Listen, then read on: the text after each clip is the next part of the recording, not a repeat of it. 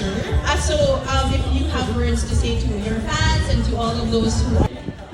Thank you for coming, and it's a great day to be here. Thank you po sa inyo.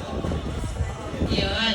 Okay, so now naman, our question is for all of you guys. So, how's the experience so far as title holders since you've been recently crowned? And your preparations for your international competitions as well, because I know you are going to be competing also. So please, take the floor for all of you. For me po, sa akin po di pa rin po ako nakapaniwala na Misters of Pilipinas team na po ako. Kasi pangarap ko po talaga ito. And nag-go po yung best ko para i-represent yung Philippines. So, same with Coach John po. Feels surreal pa rin even if it's months has passed it na po. And I'm so grateful for the opportunity and can't wait to represent the Philippines soon on the international stage.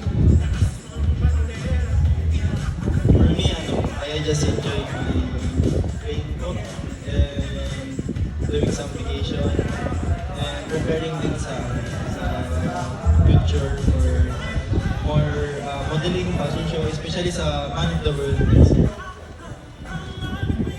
So far, I'm very happy winning the title of Top Model of Universe Philippines. And so, overwhelming din ang pagtanggap ng tao sa akin, especially on social media. And right now, I'm keeping myself busy and improving myself. Kahit medyo malayo pa yung laban ko, I'm trying my best to improve myself physically and also mentally. So actually, it was a tough and challenging my pageant journey. And of course, there were times when I felt exhausted.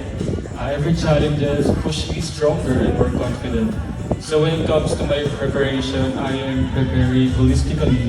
Of course, physically, you need to stay fit and confident. Of course, emotionally also, you need to stay grounded and resilient. And lastly, intellectually, you need to equip yourself with the wisdom and knowledge. And I'll do my best to represent our country on an international stage. Thank you.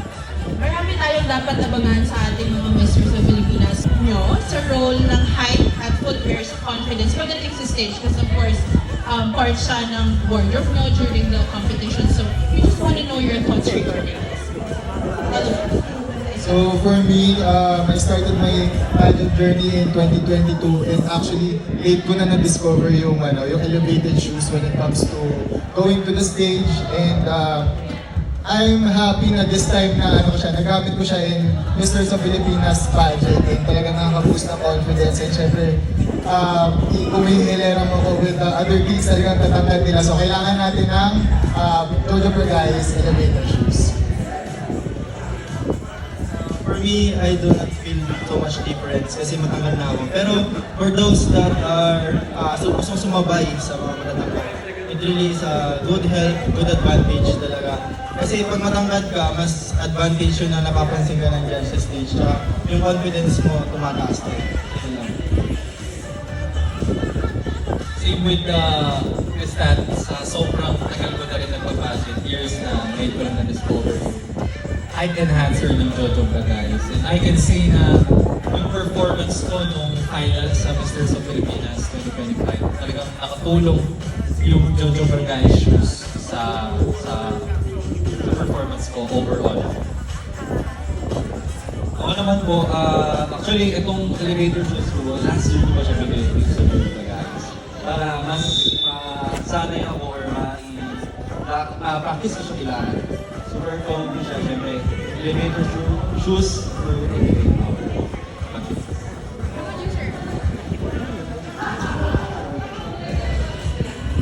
Actually, yung Jojo Vergay is very helpful because it adds more confidence on my heart.